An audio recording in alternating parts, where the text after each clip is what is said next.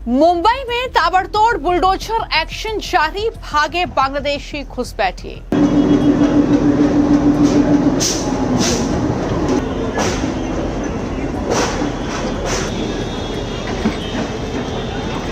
बांद्रा के बाद गोरेगांव और मलाड में घुसपैठियों के कब्जों पर गरजा बुलडोजर। रेलवे की जमीन पर बने अवैध दुकानें, झोपड़ियां और अस्थायी ढांचों को किया गया ध्वस्त।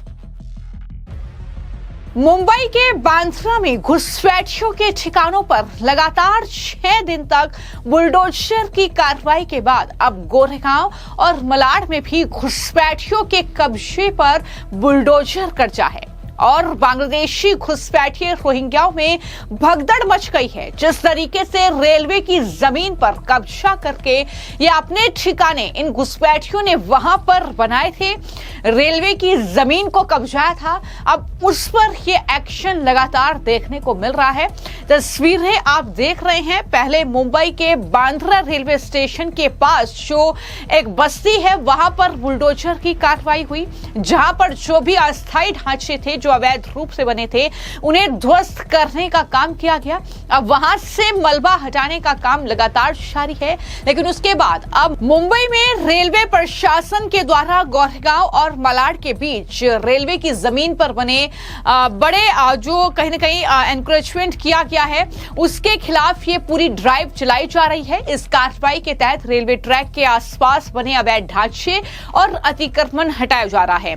लगातार जो बीजेपी के नेता हैं इस बुलडोजर एक्शन को लेकर वो ये कह रहे हैं कि एक भी घुसपैठिया जो है वो महाराष्ट्र में नहीं रहेगा। ये कार्रवाई मुंबई के बांद्रा से शुरू हुई लेकिन वो पूरे महाराष्ट्र में होगी जहां पर भी अवैध कब्जा किया हुआ है। रिपोर्ट्स के मुताबिक पश्चिमी रेलवे प्रोटेक्शन फोर्स यानी आरपीएफ, स्थानीय पुलिस और प्रशासन की संयुक्त टीम इस पूरी ड्राइव में शामिल है और भारी पुलिस सुरक्षा के बीच बुलडोजर और दूसरी मशीनों की मदद से अतिक्रमण हटाने की यह कार्रवाई की जा रही है। अधिकारियों के मुताबिक रेलवे सुरक्षा और ट्रैक के आसपास अवैध निर्माण रोकने के लिए यह कदम उठाया गया है। प्रशासन का कहना है कि कई परिवार वर्षों से यहां रह रहे थे। कार्रवाई के दौरान कुछ लोगों ने विरोध भी जताया और दोबारा उनको स्थापित कहीं पर किया जाए उसकी मांग की। हालांकि प्रशासन का दावा है कि कानूनी प्रक्रिया और पूर्व नोटिस के बाद रेलवे लाइन के पास अवैध झोपड़ियां और निर्माण यात्रियों की सुरक्षा और रेल संचालन के लिए खतरा बन रहे थे, जिसको लेकर ये पूरी कार्रवाई की गई है। लगातार वहां पर ये बुलडोजर एक्शन चल रहा है, जहां पर एक तरफ रेलवे और बीएमसी मिलकर ये बुलडोजर की कार्रवाई कर रही है। हाईकोर्ट के आदेश के बाद तो वहीं पर विपक्ष जाहिर तौर पर इसको लेकर तिलमिलाया हुआ है। वो लगातार ये कह रहा है कि इनके पुनर्वास की जो सुविधा है वो की जाए, उसके बाद बुलडोजर की कार्रवाई होनी चाहिए। लेकिन लगातार जो बीजेपी के नेता हैं, खासतौर पर किरीट सोमैया, वो इस मामले को लेकर शुरू से मुखर रहे हैं और जब बुलडोजर की कार्रवाई वहां पर चल रही है तो वो खुश हैं, वो बधाई दे रहे हैं सीएम फडणवीस को, रेलवे को इस पूरे एक्शन के लिए, इस पूरे बुलडोजर की कार्रवाई के लिए। पूर्वांचल से पश्चिमी उत्तर प्रदेश तक तेजी से फैल रहा मल्टी मॉडल लॉजिस्टिक्स नेटवर्क राज्य की आर्थिक ताकत का एक नया पिलर बनकर उभर रहा है। मुख्यमंत्री योगी आदित्यनाथ के नेतृत्व में expressway, dedicated front corridor, multi modal logistic hub, airport और वेयर हाउसिंग इंफ्रास्ट्रक्चर का एक बड़ा नेटवर्क बनाया जा रहा है, जिससे उत्तर प्रदेश देश के सबसे तेजी से बढ़ते लॉजिस्टिक और कनेक्टिविटी हब में से एक बन गया है। यही एक खास वजह है कि राज्य को मशहूर लीड्स 2025 रिपोर्ट में एग्जाम्पलर कैटेगरी में रखा गया था और रिपोर्ट के मुताबिक उत्तर प्रदेश ने इंफ्रास्ट्रक्चर, लॉजिस्टिक सर्विस, रेगुलेटरी माहौल और डिजिटल सिस्टम जैसे खास पैरामीटर पर नेशनल एवरेज और दूसरे लैंडलॉक्ड राज्यों से बेहतर परफॉर्म किया है। सड़क, रेलवे, एयरपोर्ट, टर्मिनल इंफ्रास्ट्रक्चर और फर्स्ट और लास्ट माइल कनेक्टिविटी में सुधार ने राज्य को इन्वेस्टमेंट और इंडस्ट्रियल ग्रोथ के लिए एक नए सेंटर में बदल दिया है। योगी सरकार द्वारा बनाए गए Purvanchal expressway, Bundelkhand expressway, Gorakhpur link expressway, Agra Lucknow expressway, Yamuna expressway और अंडर कंस्ट्रक्शन गंगा एक्सप्रेसवे पूर्वी, सेंट्रल और वेस्टर्न उत्तर प्रदेश को नेशनल कैपिटल रीजन और बड़े इंडस्ट्रियल शहरों से जोड़ रहे हैं। इससे माल ढुलाई में तेजी आई है और इंडस्ट्रीज के लिए सप्लाई चेन एफिशिएंसी में काफी सुधार हुआ है। ईस्टर्न और वेस्टर्न डेडिकेटेड फ्रंट कॉरिडोर के राज्य की स्ट्रैटेजिक का पोजीशन और मजबूत हुई है। ग्रेटर नोएडा के दादरी में 7,000 करोड़ रुपए से ज्यादा की लागत से बन रहा हब उत्तर भारत में कार्गो, कंटेनर मूवमेंट और वेयर हाउसिंग का एक बड़ा सेंटर बनने वाला है। साथ ही आपको बता दें कि बोराकी रेलवे स्टेशन के साथ साथ कानपुर, गोरखपुर और टंपल बजाना में भी नए लॉजिस्टिक्स पार्क बनाए जा रहे हैं। इसके अलावा मेरठ, हापुड़, अमरोहा, संबल, बदायूं, शाहजहांपुर, हरदोई, उन्नाव, रायबरेली, प्रतापगढ़ और प्रयागराज में गंगा एक्सप्रेसवे कॉरिडोर के साथ इंटीग्रेटेड मैन्युफैक्चरिंग और लॉजिस्टिक का क्लस्टर बनाने की योजना है। इन प्रोजेक्ट से पूरे राज्य में मैन्युफैक्चरिंग, वेयरहाउसिंग और सप्लाई चेन नेटवर्क को काफी मजबूती मिलने की उम्मीद है। उत्तर प्रदेश में एग्री लॉजिस्टिक्स और वेयरहाउसिंग सेंटर में भी तेजी से बढ़ोतरी हो रही है। Multi commodity cooling centre, cold storage unit और मॉडर्न लॉजिस्टिक सुविधाएं खेती में प्रोडक्ट्स के स्टोरेज और डिस्ट्रीब्यूशन सिस्टम को भी मजबूत कर रही है। E commerce, retail, food processing और एक्सपोर्ट पर आधारित इंडस्ट्रीज के लिए खास वेयरहाउसिंग सुविधाएं भी बनाई जा रही है। जेवर में नोएडा इंटरनेशनल एयरपोर्ट उत्तर भारत के सबसे बड़े एविएशन और कार्गो गेटवे में से एक बन रहा है। एक्सप्रेसवे और फ्रंट कॉरिडोर के साथ इसकी सीधी कनेक्टिविटी पश्चिमी उत्तर प्रदेश में एक world class multi modal logistic का इकोसिस्टम बनाने में मदद कर रही है। और इसके साथ ही वाराणसी मल्टी मॉडल टर्मिनल और इनलैंड वाटरवेज नेटवर्क के जरिए नदी आधारित लॉजिस्टिक को भी मजबूत किया जा रहा है, जिसमें कम लागत वाले कार्गो ट्रांसपोर्टेशन और मल्टी मॉडल फ्रंट इंटीग्रेशन को जो है बढ़ावा मिल रहा है। राज्य सरकार यानी योगी सरकार ने लॉजिस्टिक और वेयर हाउसिंग सेक्टर में इन्वेस्टमेंट को बढ़ावा देने के लिए कई सुधार लागू किए हैं। जो है निवेश मित्र, सिंगल विंडो सिस्टम और GIS आधारित डिजिटल प्लानिंग टूल्स के जरिए अप्रूवल प्रोसेस का तेज और ज्यादा ट्रांसपेरेंट बनाया गया है। राज्य में लॉजिस्टिक और वेयरहाउसिंग सेक्टर में हजारों करोड़ रुपए के इन्वेस्टमेंट प्रपोजल पहले ही मंजूर किए जा चुके हैं। लिस्ट 2025 में उत्तर प्रदेश की कामयाबी इस बात का सबूत है कि राज्य अब सिर्फ जमीन से घिरा हुआ इलाका नहीं रहा, बल्कि भारत की आने वाली सप्लाई चेन, मैन्युफैक्चरिंग और इकोनॉमिक ग्रोथ के लिए एक बड़े सेंटर के तौर पर तेजी से उभर रहा है। लेकिन साथ ही साथ वो विपक्ष पर भी हमला बोल रहे हैं, ये कहते हुए कि ये वो घुसपैठिए और रोहिंग्या हैं जो कि विपक्ष के नेताओं के जरिए बसाए गए हैं। राहुल गांधी, उद्धव ठाकरे, ओवैसी तक का नाम वो ले रहे हैं और कह रहे हैं कि उनके जरिए ही इन्हें बसाया गया, इस तरीके से रेलवे की जमीन पर कब्जा कराया गया। लेकिन अब जो है वो कहीं ना कहीं इन घुसपैठियों से मुक्त होगा ये पूरे रेलवे की जमीन। और क्या कहा उन्होंने, हर रोज वो साइट पर भी गए, वहां का जायजा लिया कि किस तरीके से ये अभियान चल रहा है। इस दौरान उन्होंने क्या कहा, सुनिए। बँड्रा परिसरात अनधिकृत घरावर कारवाईच्या ठिकाणी पाणी केलात, काय प्रत्यक्षात अनुभव? तुम्ही हे सगळं बघतात, हे पाच समोर आपण 18-19 मार्चला इथे आलो होतो पहिल्यांदा, तर हे सगळं झोपडे आणि माफियांचा अड्डा होता। पहिल्या टप्प्यात मार्च महिन्यात आपण हे साफ केलं आणि मे महिन्यात आता हे साफ झालं आणि त्यामुळे ते वोट ज्याच्या आका आहे त्यांचा पोटात भीती आता वाटते की आता त्यांचं राजकीय अस्तित्व साफ होणार, म्हणून रोज वोट जिहाचे नेते, मग ते शरद पवार एनसीपी येतो, उबाठा जे 1.5 फूट वर राहत आहेत त्यांचे 1.5 फूट इथे नेते असतो किंवा राहुल गांधी काँग्रेसचे नेते असतो, 1.5-2 कोटी लोक हे रेल्वे टर्मिनस वापरतात, त्यांना त्यांचं हित दिसत नाही, त्यांना लेन जिहाद वाले ते माफिया दिसतात। मी देवेंद्र फडणवीस आणि रेल्वेच्या अधिकाऱ्यांना धन्यवाद देतो, पोलिसांचं कौतुक करतो, करके दिखाया। सर, एकूणच आपण बघतोय की फक्त मुंबईतील रेल्वेच्या जागीच नाही तर मुंबईमध्ये अनेक ठिकाणी अशा पद्धतीने अनधिकृत झोपडपट्ट्या उभ्या आहेत, ज्या ठिकाणी सर्वसामान्य व्यक्तीला साधं घर घेता येत नाही, अशा मोक्याच्या ठिकाणी अनधिकृत पद्धतीने लोक वर्षानुवर्ष राहतात याकडे तुम्ही कसं बघता आणि फक्त ही चूक राहणाऱ्यांचीच की काही पैशांसाठी स्थानिक नगरसेवक असेल किंवा लोकप्रतिनिधी असेल यांना अभय देतात, त्यांचे डॉक्युमेंट क्लिअर करून देतात, त्यांची देखील तितकी चूक नाही का? सर्टनली प्रत्येकाने आपली जबाबदारी समजून घेतली पाहिजे. फक्त मामू म्हणजे माजी मुख्यमंत्री बनण्यासाठी गद्दारी करण्याचं पाप बंद करावं. सगळ्यांनी आता थांबावं आणि जे इन्फ्रास्ट्रक्चरचे प्रोजेक्ट आहेत आता तुम्ही पाहिलं त्या बाजूला जे वडाळा आणि त्याचा आसपास ज्या गतीने झोपड्या वाढतात आणि तिथे एसआरएचे प्रकल्प मंजूर होत आहेत. या संबंधात पण मी मुख्यमंत्रीजींना विनंती केली आहे. हे एक सुरुवात आहे असं आपण समजावं. सर, राहुल गांधी म्हणतात की एका वर्षात केंद्रात मोदी सरकार कोसळणार, कसं पाहता त्यांचं हे विधान? हे बघा असं आहे ना, त्यांना स्वतःला जिवंत ठेवण्यासाठी आता काहीतरी शेतचल्लीचे स्वप्न दाखवावे लागतात. त्यांचा कार्यकर्ता, त्यांचा नेता, त्यांचे निवडून आलेले आमदार खासदार पळून जातात. त्यांना सांभाळून ठेवण्यासाठी बरोबर आहेत मुंगेरी लाल के हरे भरे सपने. बांधकाम संपलेलं आहेत का? तुम्ही आज पाणी पण केलंय, कुठपर्यंत पोहोचलं? बांधकाम करताना या ठिकाणी दगडफेक पण झालं होतं, कशा पद्धतीने पाहता? तसं बघायला गेलं तर इथली तरी परिस्थिती आता काबूत आहेत. बांधकाम जे आवश्यक होतं ते संपलेलं आहे. आता रेल्वे ताबडतोब इथे कॉन्क्रिटीकरण, फेन्सिंग आणि त्यांना या जागेत ज्याच्यासाठी टर्मिनस वाढवायचं.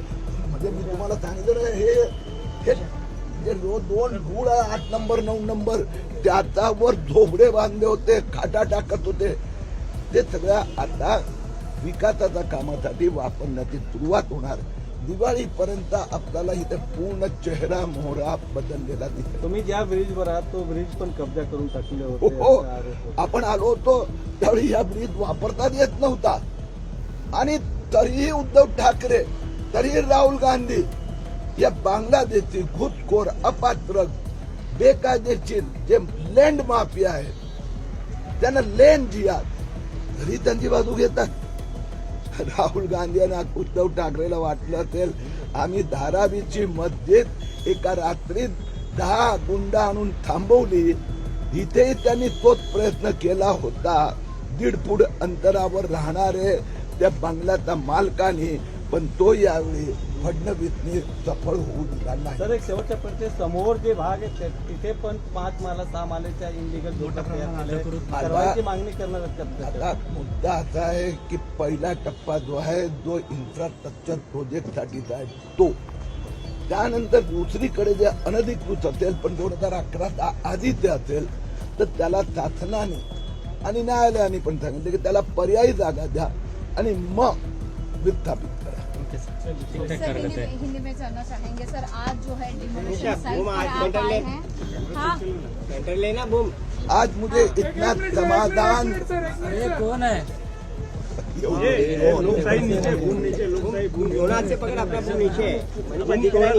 थोड़ा नीचे रखो, रेडी सर, रोलिंग. ये बाजू घुमा मेरे तरफ, रोल. 18 मार्च से वास्तव में ये कार्रवाई अभियान शुरू हुआ. 18, 19, 20, 21 ये 4 दिन में मैं 2 बार यहाँ आया था. रेलवे के अधिकारी थे, महापालिका पुलिस. पहले तबक्के में ये जो 8 नंबर 9 नंबर रेलवे लाइन साफ की. अभी वाले तबक्के में ये जो पार्ट रेलवे टर्मिनल की जगह साफ कर दी है. ये 2 महीने में 6 बार मैं स्वयं आया. मैं महापालिका के अधिकारी, पुलिस, रेलवे अधिकारी को धन्यवाद देता हूं. और मुख्यमंत्री देवेंद्र फडणवीस ने जो अधिकारी को कहा यहां पर रेलवे टर्मिनल, उसका विकास, 2 करोड़ लोग ये टर्मिनल से आते जाते हैं. और इसके लिए जो भी लैंड माफिया है, जो लैंड जिहाद के नेता हो गए, वोट जिहाद के नेता हो गए, उनकी मत सुनो. यह प्रोजेक्ट अब साफ हो चुका है.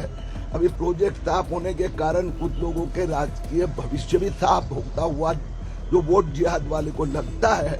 यहाँ पर 6 महीने में दिवाली पर आप देखेंगे ये जगह पूरा चेहरा में बदल गया होगा। सर इसके सामने भी कई इलीगल स्ट्रक्चर है 3-4 मोहल्ले के, क्या उस पर भी कार्रवाई की मांग करेंगे? ऐसा है, जो इंफ्रास्ट्रक्चर प्रकल्प के लिए जो आवश्यक जमीन होगी 2011 के बाद में साल 2 साल 4 साल जो अपात्र लोग होंगे उनको छोड़कर पात्र को पर्यायी जगह दी जाएगी। और एक बात बहुत स्पष्ट है, बांग्लादेशी को स्थान नहीं मिलेगा और वोट जिहाद वाले को सबक सिखाया जाएगा। यानी जो बांग्लादेशी हो गए, अपात्र हो गए, जो भूमाफिया है उनके ऊपर कार्रवाई होगी। सर बकरीद सामने आ रही है, पश्चिम बंगाल सरकार ने जो है काऊ के सेक्रीफाइसेस पर बैन लगाया, उसे लेकर वहाँ के टीएमसी के जो पूर्व नेता है हुमायूं कबीर, उनका कहना है बीजेपी गवर्नमेंट को मैं वार्न करता हूँ आग से मत खेलिए। अभी वो वोट जिहाद वाले को कहो यार सबक तो सीखो, अभी तो सीखो। कोई कुर्बानी, कत्लेआम, धार्मिक विधि पे कोई बैन नहीं है। मुंबई में किरीट तोमैया ने कहा है कि जो हाउसिंग सोसाइटी है, जो चालिया है, जो रहवासी जगह है, महापालिका ने पूरी व्यवस्था की है। 70 से अधिक मार्केट है, सैकड़ों दुकानें जहां सेक्रीफाइस हो सकता है वहां जाके करो। लोगों जहां रहते हैं वहां पर करना मुनासिब नहीं है।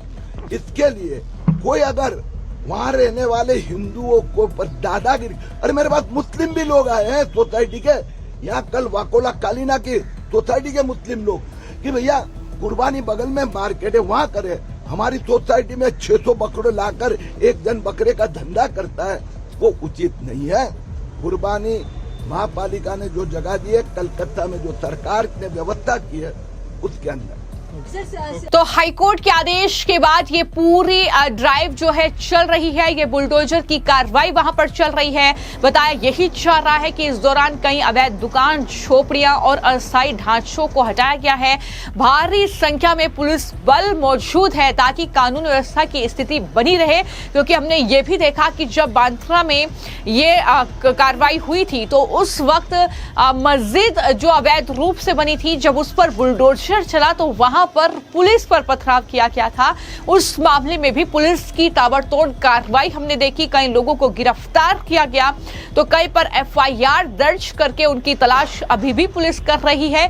तो कहीं ना कहीं गरीब नगर इलाके के ये हालात सबने देखे, जिसके बाद अब कहीं ना कहीं ये दूसरी जगहों पर भी अब बुलडोजर की कार्रवाई की जा रही है। अमृत सरोवर योजना भारत सरकार की एक महत्वाकांक्षी जल संरक्षण योजना है, जिसे 24 अप्रैल 2022 को आजादी का अमृत महोत्सव के तहत शुरू किया गया था।